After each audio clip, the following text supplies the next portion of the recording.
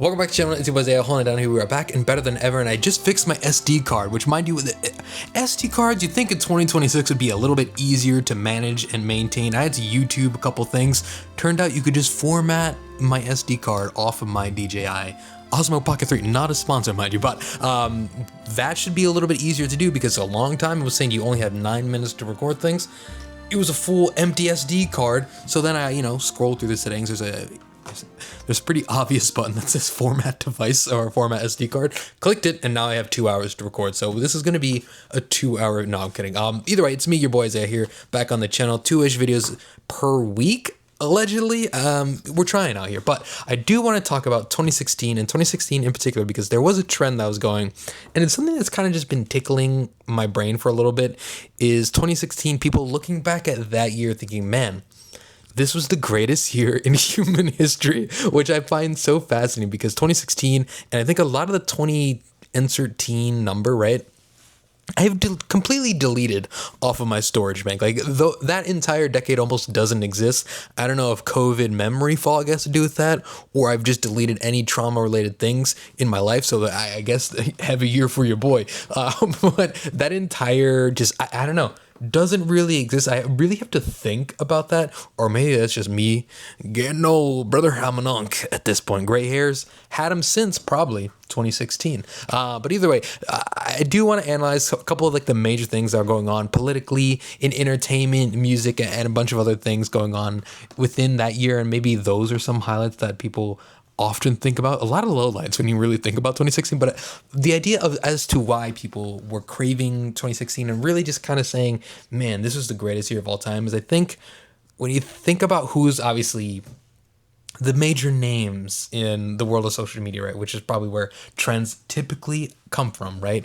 They're in their 20s. They're in their 30s, right? They're millennials, they're Gen Z, and they're in that age. And when you think about where they are, whether they're 30 or they're 20, you go back 10 years, they're either just turning 20 or they are in their teenage years. And I think that is what had people kind of hooked onto 2016, is because when you think back 10 years ago, you were probably a teenager, you were probably in high school or middle school, and you probably had zero adult responsibility. You didn't have to worry about voting, you didn't have to worry about paying your bills, you didn't have to really worry about the people around you. But for a lot of people, they were kind of just going through the motions of being a kid, and I think that's awesome. And they were just going to school, they couldn't wait for summer vacations, they couldn't wait to freaking just get a break from school, or if they love school, hang out with their friends, do all those things that kids typically do, play video games, smoke a couple of joints, you feel me? Hey, light me out. No, I do think it's hilarious that I am often labeled as a stoner. Now, I do think it is fair to assume that from me based off the mullet, the mustache, singular earring, and very hipstery things that I tend to do. Nonetheless, not one. Either way, 2016 was a time period where a lot of those people that look back at it were growing up, and they look at their life with a nostalgic, beautiful vision of what was a child mind, like just free of any kind of societal pressure or anything like that. So I think that is probably the main reason people look back at 2016, not just as a trend, but as a time period in their life where they really have an appreciation for, and they really probably develop friendships and everything like that. So we got that out of the way, because when you really think about 2016 and unpack it, it almost feels like a pivot in society where things really begin to spiral out of control for the world, okay? It was a bizarre year when you really kind of look about what exactly went down in 2016. Now, there were some good things, all right? Things were positive, mainly I think in TV. I think that was a good year for TV, and a fascinating year for, I think, movies and everything like that. And music, I don't know, we'll unpack it. But I want to start, I guess, with the heavier of topics, where we look at kind of the political state of the world. And we'll start overseas because I am an American, despite being a Toronto Raptors fan. I am from New Jersey. Across the world, right, there was a change of motions, and that was going on. Brexit happened in probably like June, and so the UK, the European Union, were in disarray a little bit. There was confusion on what was going to happen. The decision taken in 1975 by this country to join the common market has been reversed by this referendum to leave the EU. I think from an American's perspective, couldn't really break down what a Brexit was. I knew it was important, but I couldn't really understand what was going on, okay? Dummy brain up here. Still a little bit dummy. So that happened, and also Brazil and South Korea both impeached their presidents during that year as well. Brazil's Senate has voted to remove President Dilma Rousseff from office following an impeachment trial which has paralyzed the country for 9 months. So many people wanted to gather in downtown Seoul a day after the parliament voted in favor of impeaching President Park Geun-hye. After months of protesting, the mood in the city was celebratory. There was a lot of chaos, turmoil. I think there was an attempted coup as well in Turkey. A lot of chaos was going on across the world. It wasn't as chaotic as today. And obviously, I think this storyline could probably insert into any year, right? Where North Korea doing nuclear tests seems like something that's probably been ongoing since, I don't know, the beginning of time at this point. So that was obviously happening. I think Russia was also involved in a doping scandal. Russia was also interfering into U.S. elections, allegedly, for those people that are idiots. In 2016, in the United States, there was a major shift in, I think, how people view the world. And that was indeed the U.S. presidential election. Now, obviously, for those who have been living under a rock, this was the first term and the first time being elected for Donald Trump. He was the 45th president of the United States. He beat the one and only, the person that we put probably a little way too much faith in. So that entire election was, maybe that also plays a factor as to why I deleted 2016 off of my brain, is because I lived around a lot of Trump people. Now, at this point, I understood what Trump was, and it's fascinating that not a lot of people did, but it almost felt like, man, I can't believe how dumb people are, and how cult-like that it could easily change like that. It was already just the beginning, but at that point, before even being elected, Donald Trump could have taken a Jeep Wrangler and ran over 7 kids, a dog, your great-grandmother, and his supporters would be like, well, they were kind of asking for it. Like, it was this weird thing where it's like anything that he said or did didn't affect him at all. There was no repercussions, and it was this weird kind of perfect storm, I guess, for Trump. And obviously now he's done it twice, 3 times when you're really not kidding. But that was it was a weird cultural shift where it felt like there was a moment in time under Obama, right? Now, obviously Obama not a perfect president, but it almost felt like there was this weird, not even weird, there was this brief period in time where it felt like, at least from like a neutral kid's perspective that didn't really have any political opinion at that point, before 2016, where it felt like there was this unity going on in the country. It felt like everyone was on the uptick and things were starting to, I don't know, work out, and maybe it would be calm and relaxing, and maybe things were starting to change, and I support you, you support me, and then it was all just gone. And it instantly became like, I hate immigrants.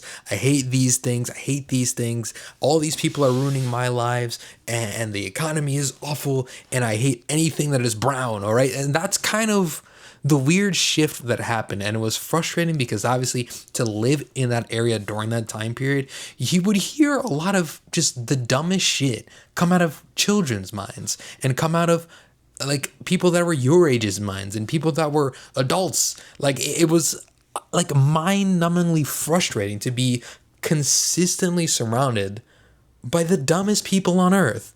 And shout out to all of you who are incredibly dumb, because you are part of the problem of where we are today, where there's no accountability for anything that is being said, done, and anything in between. It has been an absolute nightmare in the world of politics since that moment. It has been in a tailspin. It has been nonstop war, chaos, misinformation, lies, deception, anything negative adjective, throw it on in there. And the same could be said as well during the Biden administration. It's not like, I'm taking a stand for the lefties, right? Both sides from this moment on have been an absolute chaotic nightmare shit show. So 2016, I don't appreciate you because you were chapter 1. You were the beginning, and it just keeps on going. End the book. We don't want the book anymore. We need to make a new book. So that kind of explains, I think, where we were at in 2016. The hats were everywhere. People were just letting all the racial slurs slide. They were chucking them from downtown. A lot of white kids were dropping the N-word like it was their favorite word of the day.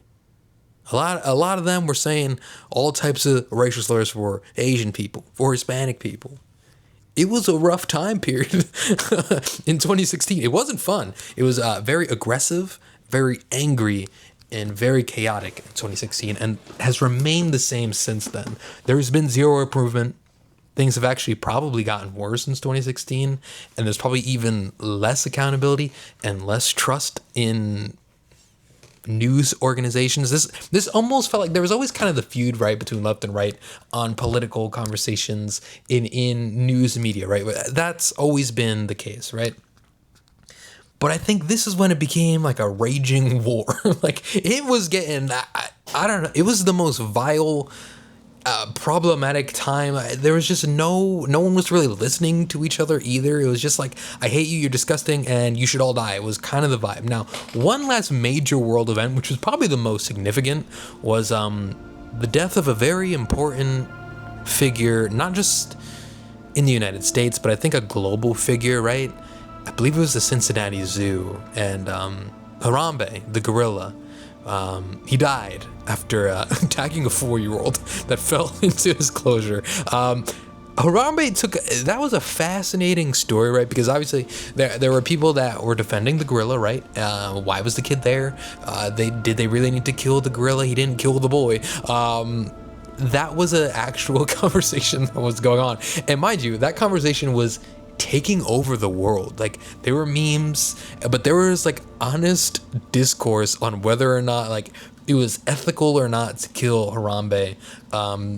And there was almost like no accountability on the child. No, I'm kidding. On the parents making sure, or really just the zoo, because it shouldn't be possible for anyone to fall into an enclosure with wild animals. Yeah, they're in a zoo.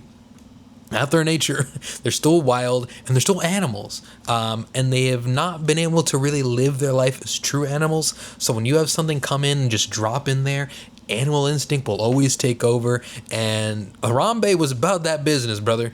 And almost, you know what?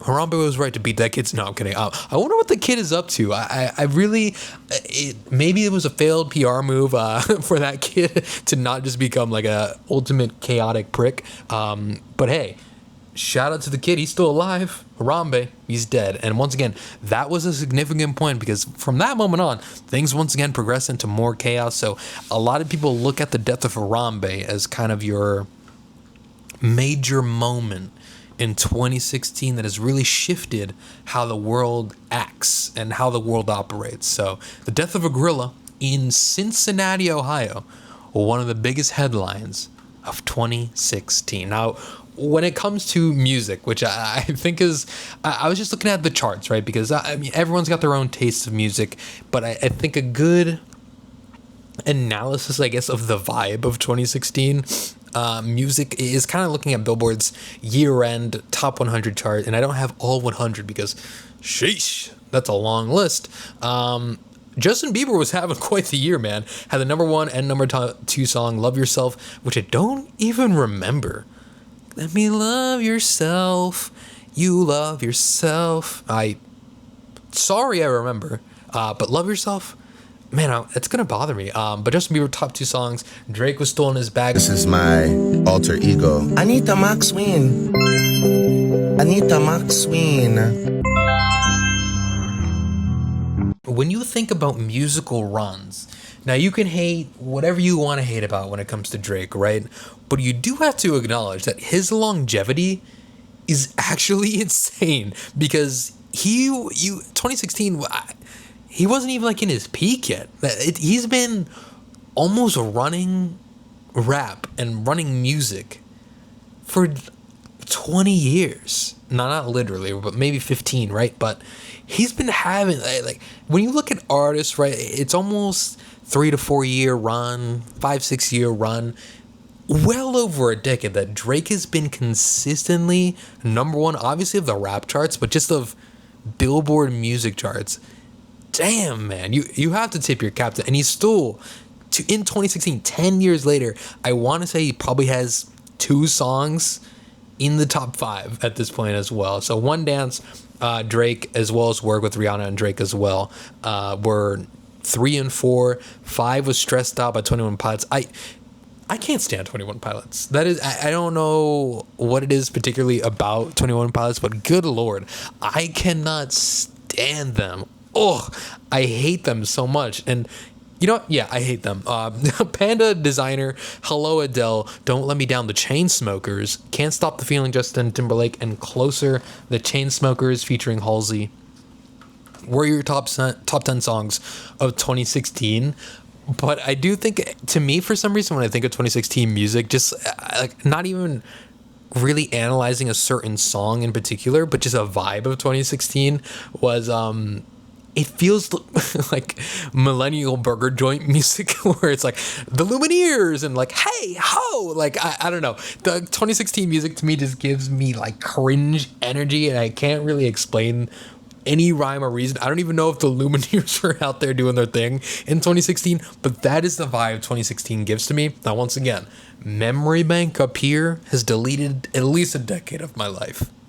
So who knows what really happened music-wise, but I don't even know if I had Spotify in 2016, if we're being honest. When did Spotify come out? Spotify's obviously probably been around for a while, but that is a curious decision. Or a curious question. Okay, we're gonna Google together. So let me love you. Oh, that's Love Yourself. That's Love Yourself. Okay, Spotify release date. No one really cares. Okay, October 2008. So I'm a dork and an idiot. So who died in 2016 was the next thing I wanted to get to, because I know there's one death that remains in my memory for some reason in 2016. But I'm sure there are other significant ones that we're gonna research together here. I'm probably not gonna edit this out. Okay, so some quick ones for you. David Bowie, January 10th. I do this like happily. George and Michael, Alan Rickman, Gene Wilder, Carrie Fisher, Debbie Reynolds, Muhammad Ali died in 2016, Arnold Palmer, Harper Lee, Elie Wiesel, Castro died in 2016, and Nancy Reagan.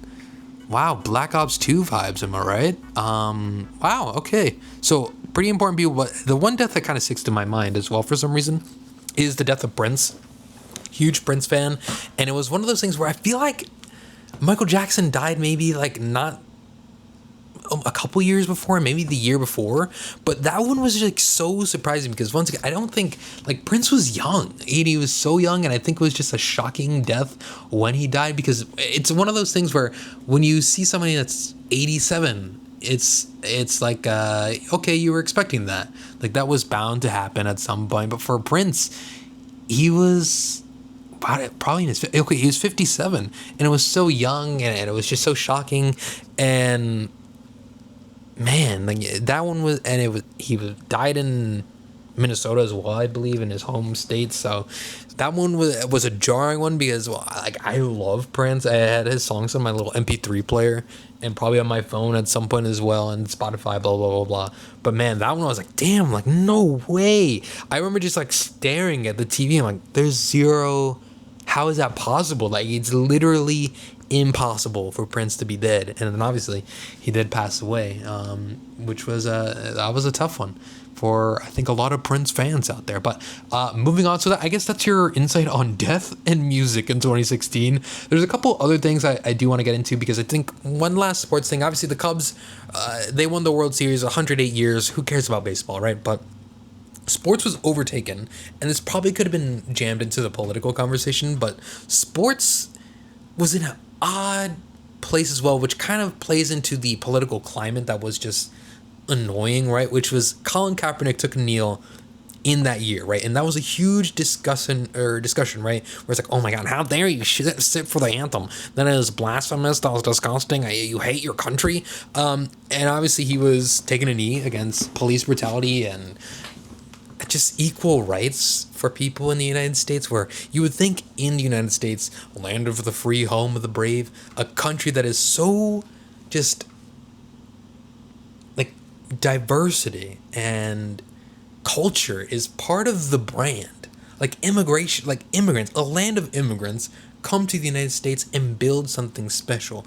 All walks of life have built this beautiful, beautiful country. And somebody takes a kneel to be like, we need to address just the awful things that are going on here when it comes for people of color and black people and minorities across the country, where it's you live in fear whenever just a police officer approaches you. It's like you gotta clutch and pull yourself because you could be next. And you take a kneel against that, and you're viewed as the terrorist. You're viewed as somebody that is wrong and awful. And it wasn't even like in a protest, and the Black Lives Matter movement wasn't even a thing where it's like I forget which comedian said it, but it wasn't like black lives are better than you or black lives should be more important than you. It was just a discussion point to say, hey, black people of color are being treated unfairly. They just matter. They're just as important as yours. They're just as equal as you and the people around you. And that was a controversial statement in 2016. And it almost feels like to this day in 2026, it still is for some reason. And it still is like, people still have this feeling of anger when you acknowledge reality. And I think that is the most frustrating part. I think when you really analyze 2016 to 2026, is that it almost feels like society had zero growth. It feels like we're kind of just stuck. And any kind of movement we progressed in, we regressed in. And it feels like any time we take 2 steps forward, we take 3 steps backwards. And I don't know why that is. I don't know why it's the constant trap that we are stuck in here in society. Maybe things will change in 2036. And you look back at 2016, 20 years later, and you think, man, there was so much more improvement. But the way that things have been operating for 12 years straight, damn! Not 10 years straight, obviously, from 2016. And why did I do 4? Oh, because I did it like, I thought in presidential terms, right? 4, 8, 12. But damn. Okay, so I guess we'll close out with more happy thoughts here as we hopefully try to analyze the better parts of 2016. I want to talk about the movies, right? And I think movies, television, fascinating time. Stranger Things came out, Atlanta came out. Both of them had huge reactions. Atlanta, I feel, was probably more like a cult-like following, where Stranger Things was global. Like, Stranger Things kind of put, I don't want to say put Netflix on the map, but it really kind of solidified Netflix as being the place to be for television, where everyone was talking about this show like it was the greatest thing on planet Earth. Like, it was a non-stop, like, oh my god, did you see Stranger Things? Did you see Stranger Things? Stranger Things merch, Stranger Things apparel, like everything was Stranger Things. Like, it had the craziest moment, bro. It was on fire. Stranger Things, Atlanta, I think for, I guess, hipstery people like me, your boy. I loved Atlanta. Stranger Things, it wasn't my favorite show in the world. I didn't even watch the newest season. It didn't really do much for me, but it was a cultural powerhouse. Now, when you talk about movies, I think this was, once again, a decade dominated by Marvel, right? Like, Marvel and superhero movies. Like, zombie movies had a run at one point, but Marvel and superhero movies in particular were the bread and butter of that time period. Everybody was locked in on the MCU. Even if you never even watched Marvel at all, you would probably at least seen 1 or 2 Marvel movies at this point. So I guess the major movies from Marvel that came out were Deadpool and Civil War. And for those who are Marvel fans, both incredible movies, both probably a lot of people's favorites when you look at the MCU for what it was. And then obviously in the world of DC, I think Suicide Squad came out, and then Batman vs Superman, Dawn of Justice. So DC was in a weird spot where it felt like everybody was just taking a giant dump on DC, and a lot of that, both the White House as well as the superheroes, right? But DC, I think, was looked down upon. Now I feel like they're starting to work themselves out of that right now, where it almost feels like they found their identity, I think. But back then, it felt like Marvel Light, where they were trying to do what Marvel was doing instead of just kind of finding their own identity. And I think a lot of people looked at that and thought, man, it's not really hitting for me. We don't really need this. But that kind of, and this was probably, I guess, the peak for Marvel. Well, maybe Endgame, right? But Marvel was having, you could not escape Marvel and Stranger Things anywhere you went in 2016. Now to conclude, 2016, there's one last, I think, thing that I want to talk about when it comes to 2016 were the video games that came out, because 2016 I think was the year of one game in particular, but I just want to see if there's any other games that came out, because when I think of 2016 gaming, I think of Overwatch. Overwatch was, once again, a free-to-play game, and everyone was playing Overwatch. I just remember constantly seeing my brother on the Xbox just every day, Overwatch, maining different characters, doing like different game modes. Like that was a fun game. Now obviously Overwatch 2 came out, couldn't really tell you what happened with that, but they were dominating everywhere. Other games that came out as well were Titanfall 2, Battlefield, Pokemon Go came out in 2016. Okay, that changes everything. Okay, so Overwatch obviously huge. Pokemon Go was a cult-like following. And you didn't even have to be a Pokemon fan. You were playing Pokemon Go because everyone had it on their phone. It had people walking in real life, catching Pokemon in real life. Like, once again, you saw 50-year-olds playing Pokemon Go. You saw 5-year-olds playing Pokemon Go. They were locked into that game. We cannot really, and so many people tried to eventually replicate the idea of Pokemon Go. No one could do it. It was like the perfect storm of video game where because it was a collector thing, you didn't have to understand battle systems. You didn't really have to even know what the Pokemon were. It's just everyone was like, oh my God, we are playing Pokemon Go. Now, once again, this is via Google AI. So if it didn't come out in 2016, I'm going to be so pissed. But other Souls or other games that came out during 2016, allegedly, any sports franchise, you just throw in 26 or whatever it was, but Uncharted 4, Doom, The Last Guardian, Titanfall 2, Battlefield 1, Stardew Valley was another big one, The Dark Souls 3, Dishonored 2, Final Fantasy had probably, I guess, their most recent addition to their games, but damn, what a freaking year, man.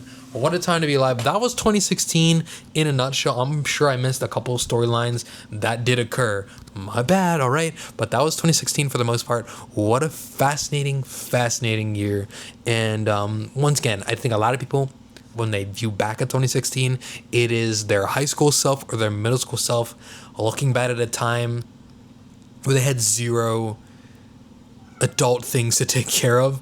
10 years later, 15 years later, wherever you are listening to this, right? They probably look at that and think, I was probably wrong. When you really break down 2016, it seems like a pretty down year for the world. But either way, thank you guys for watching. Like, comment, subscribe to these two things. We'll be back at some point next week with a pair of 2, maybe even just 1 video. But thank you guys for watching, and I'll see you when I see you.